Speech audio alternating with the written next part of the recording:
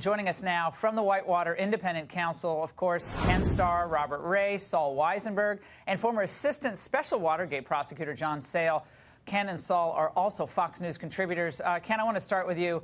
Apparently tonight we're getting word and seeing some video. There's another event going down there in Palm Beach, but it's a celebratory mood. Should they be celebrating? Well, I think so, because there are going to be no more indictments, but you should also be celebrating because what we've seen, I think, is a vindication of law in the face of politics and media and the like. What we saw today in Bill Barr, the Attorney General's letter, is a letter that simply is grounded in the law.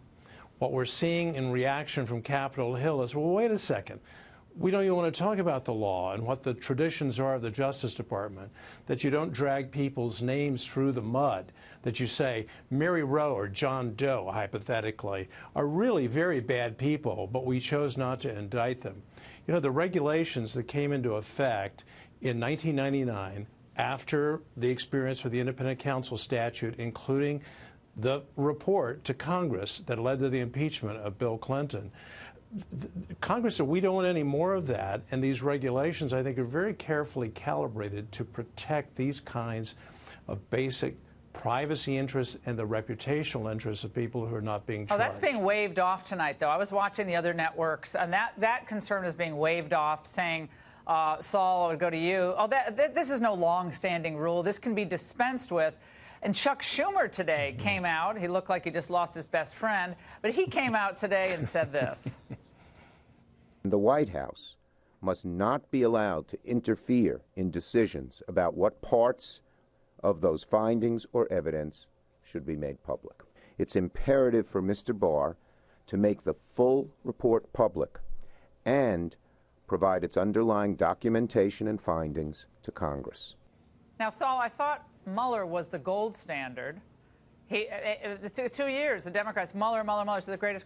And now he does this report. Apparently, it's not going to give the Democrats what they want.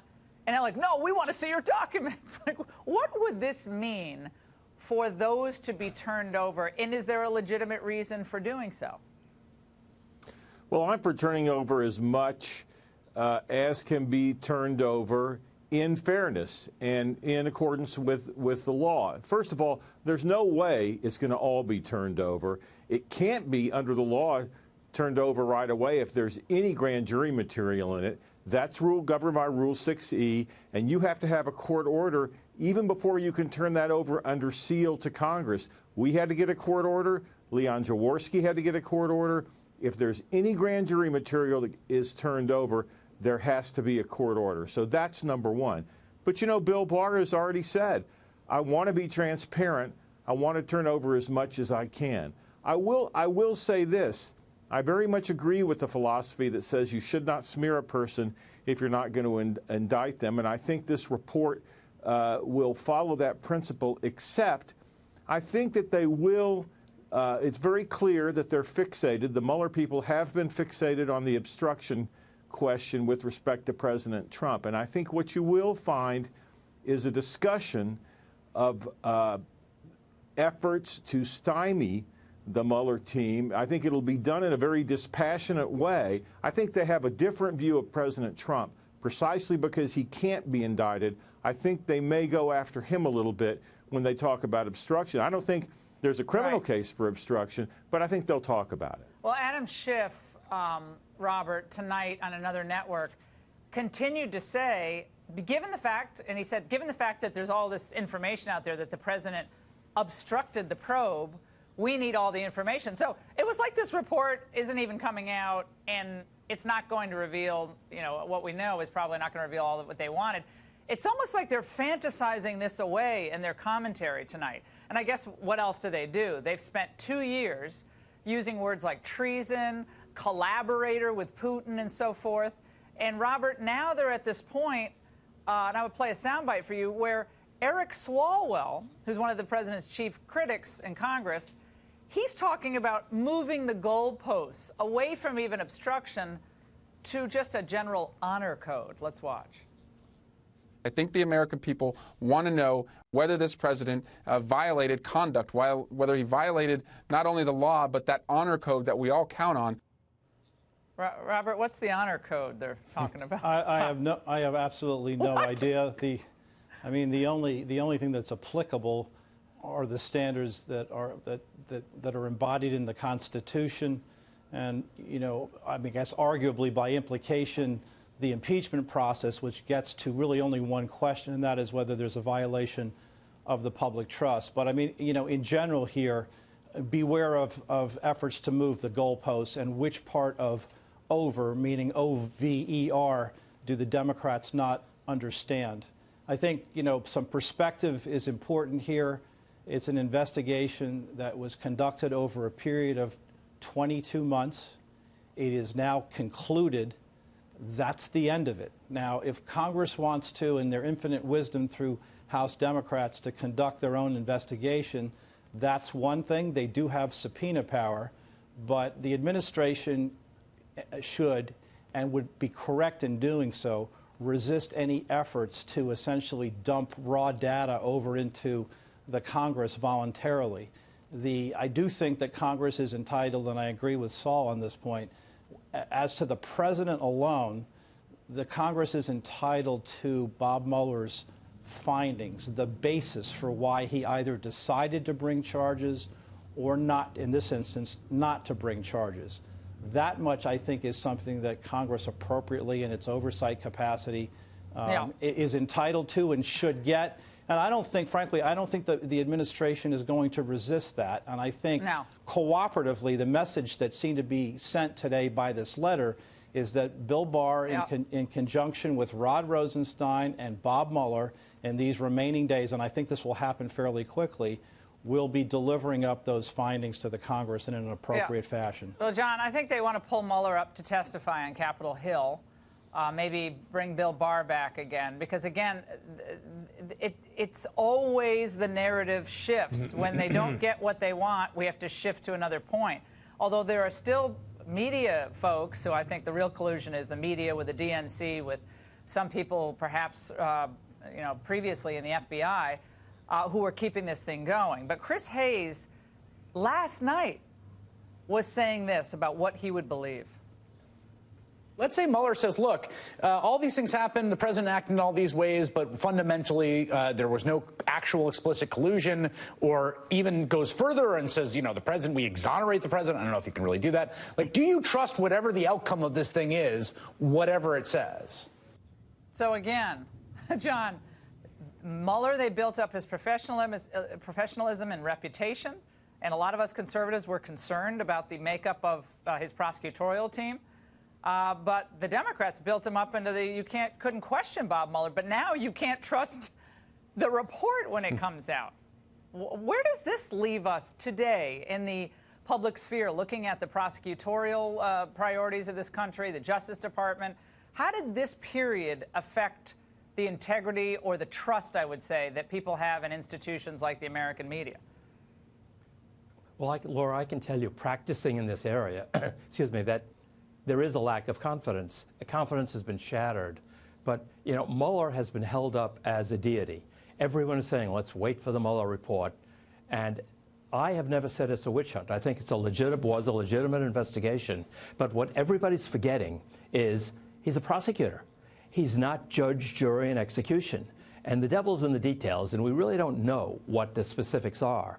But I think the president is entitled to have his representatives read it and prepare a response, because prosecutors are advocates. They're not the be-all and end-all. And furthermore, can I say one other thing where I've gotten some pushback from some of my good friends who are more on the left?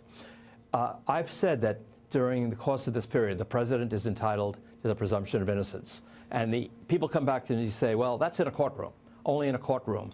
But this is the presidency. And an investigation like this is a cloud over any president.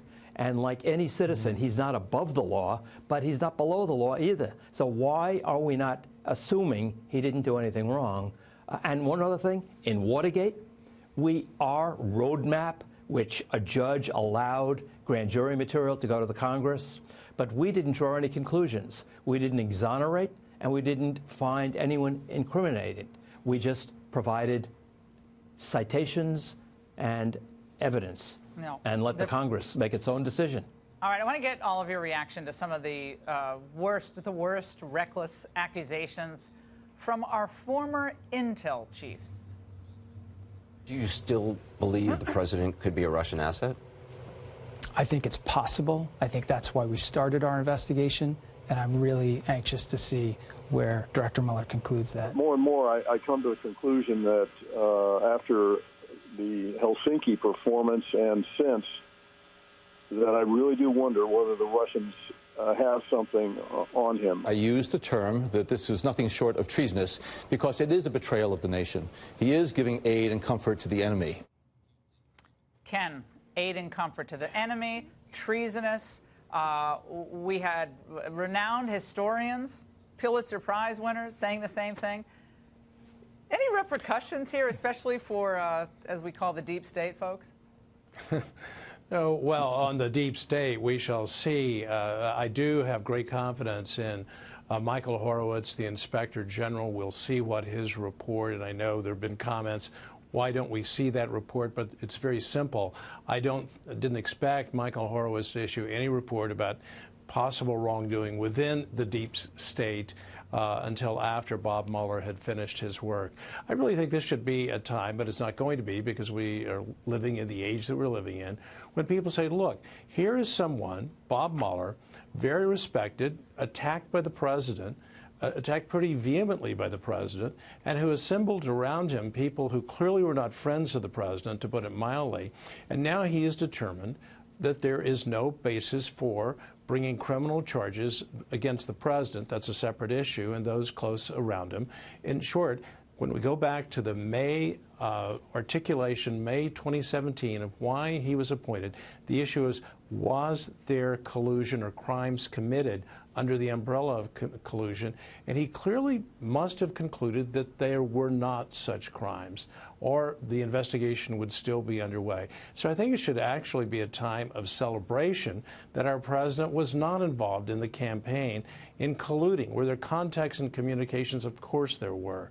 But we've seen, final point, we've seen what I've called for a year now, contraindications of collusion in the two huge indictments that Bob Mueller and his team brought against the Russian individuals and the Russian organizations. Not one word in those very detailed indictments suggests collusion, and that tells me a lot. Saul, we had Jim Comey, who kind of started this all when that memo of his, the memo to the file, after his conversation with the president, was sent over to his pal at the New York Times, who leaked it to the New York Times, a professor at Columbia. And now he's saying, which is interesting, in an op-ed, saying that he doesn't care what the investigation uncovers, even though he started the whole thing. So he kind of saw where this was going in the end, and he had gone on this book tour, speaking, not favorably, obviously, toward the president, and clearly wanted this investigation to happen, and now it's kind of skedaddling away from it. Thoughts there? Well, there's a reason they call him St. Jim. That's all I'll say. He's got kind of a God complex. But I think you raise an important point. I think it's important to make a distinction between former Director Comey and Andrew McCabe and Peter Strzok and the FISA, the alleged FISA abuses that we're going to find out about. We already know for sure the FISA court wasn't told everything that Bruce Orr told the DOJ and the FBI. There's a difference between that and between Mueller's operation. Mueller was asked to do this, and he did it, and I know there are some people that disagree with some of Mueller's tactics, and I think he should have been much more careful in the team he originally assembled. But I'm unaware of one unethical thing that anybody on Mueller's team did. And this will end up being, yes, they were too tough with Roger Stone. Yes, they played hardball with Corsi. But nothing they did was improper under DOJ rules. Yeah. Nothing they did that I'm aware of is unethical. And I think Mueller is a great public servant.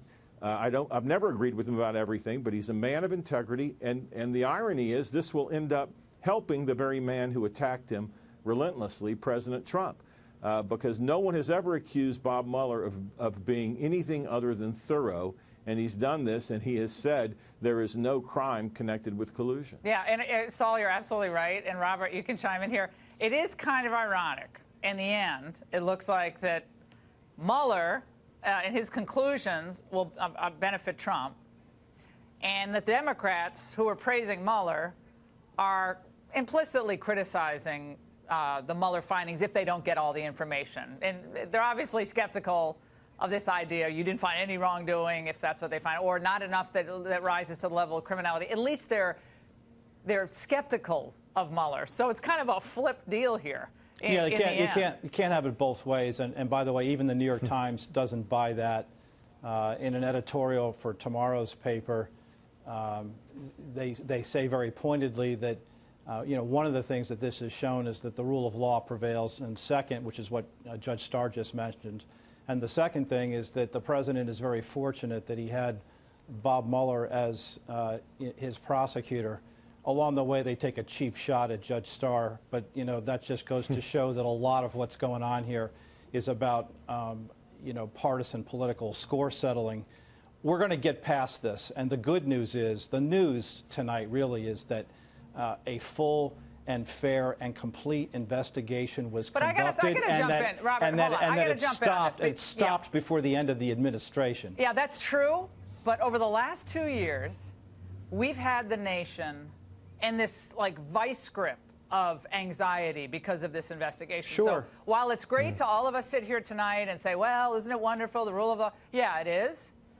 But it begs the question, should this investigation have been triggered the way it was, the FISA warrants that were clearly, at the very least, misleading as to the true provenance of that dossier, how the dossier came into being, how it was distributed, who paid for it, and then, of course, the Comey leakeroo of the memo. The president has a very. It should never have happened. Right. The president has a very clear position with regard to that, and he may well be proven to be right. Now, we may not know that unless there's further investigation along the lines that Saul is mentioning, and we may not know that until we have the benefit of history. I've already said that we should. And I think it requires, not only release of what Michael Horowitz has been finding along the way, but it's clear already, as Saul has mentioned, that what happened, the games that were played with the FISA court, essentially is that inside the department, there was a real debate about this. It went from the FBI to responsible officials in Maine Justice, and the fact of the matter is they proceeded forward with an application to the FISA court, and they did not fully disclose what they knew, which is that the information was biased. And at the same time, John Sale, there was pressure put on the process to not indict Hillary Clinton for her egregious abuse of government protocols and classified information handling. So there was pressure, I think, on Comey and the crowd of the FBI not to do that, not to pursue that. So I think there's a lot. And again, it's wonderful that it's turned out, it looks like the way it has for the rule of law and all of that. But the fact that this happened to an individual, the President of the United States, and Lord knows what opportunities we lost in the process along the way. It was an albatross to this administration. Who knows what, maybe we would have been able to do something with Russia that would have helped the country, our security. But, we certainly didn't. But I think I don't want to let anyone off here as to how this whole thing started. And Comey's cute little op-ed notwithstanding, I mean, I think people want these questions answered. So this doesn't happen again to anyone, let alone the President of the United States. John, that's enough of my soapbox here. Well, it's unfortunate that the president has to be the victim of what really are needed reforms in the criminal justice system. I mean, it's just as tragic if it happens to any citizen as when it happens to the president. But with the president, we pay attention to it. But, with the Mueller report, if we'll call it that, now it's going to become the Barr summary. The devil's in the details. So I think the celebration is a little premature. It's a very good day for the president, but let's see what happens, what details are there. And as I can, well, it's a hell of a long way from Yeah, well, John, I'll tell you, it's a hell of a long way from the president was committing treason and was conspiring with Vladimir Putin against the American electoral system, which is what we heard for about 2+ years. So yeah, but Laura, that's why from that. That's why we have investigations. How could the person who was supervising Rod Rosenstein this investigation be a person who was talking about wearing a wire on the president? How could a person like that? Thank you. Gosh, so much. I didn't even think about that. All right, hold on a second. Even though Mueller is done, though, and I think John is right, we got the Southern District of New York hanging out there, correct? And Democrats on Capitol Hill want to launch their own probes. Though they, I don't think, these things don't have anything to do with Russian election interference. So the Trump Organization, security clearances, handling of classified information, the list goes on.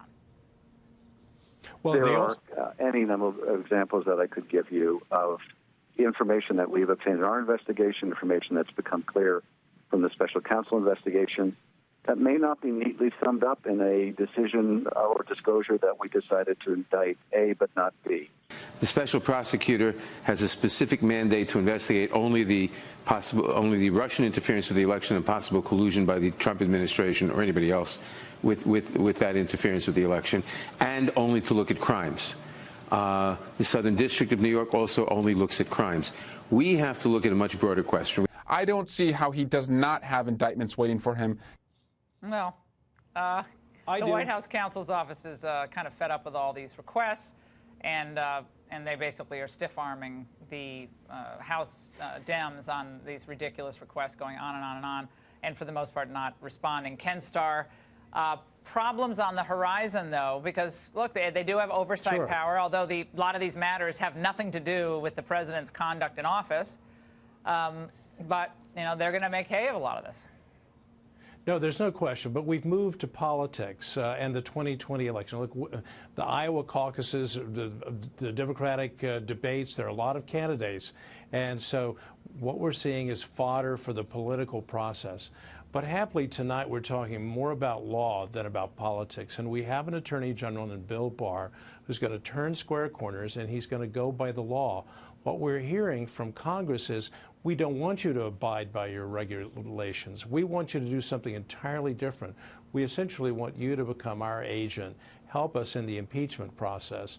And as you know, Laura, that was in fact the structure of the old independent counsel statute under which several of us served. And happily that's gone away. So it's been a new day, and if Congress did not like the nature of the reporting requirements that have been in these regulations now for 20 years, then they should have held a hearing, talked to an Attorney General and said, you know, we needed a little bit more information. We think if the occasion arises, we need more information. These are minimalist reporting requirements, and I think that's what Bill Barr is good. Now, I understand the other side, which is we want maximum transparency, but don't we want maximum transparency consistent with the rule of law? So we shall see. So really quick, Southern District of New York, the Democrats are whispering about that tonight. Peril ahead for the Trump family, the president himself. Well, keep in mind, anything is possible, but keep in mind that rumors you've heard to the contrary notwithstanding, the Southern District is actually part of the Department of Justice. They actually report to Bill Barr and have to take orders from him.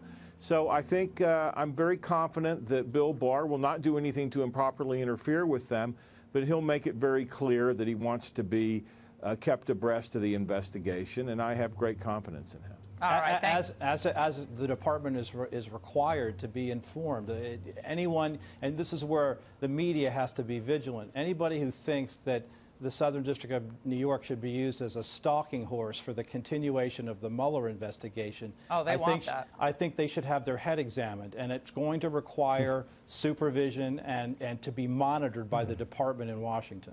Now, Bill Barr was a brilliant choice, and the Democrats trying to call his integrity at all into question, that tells you all you need to know. So that's wearing thin already. No, it's just not working. What a phenomenal panel. All of you, thank you for staying up with us tonight. We really appreciate it.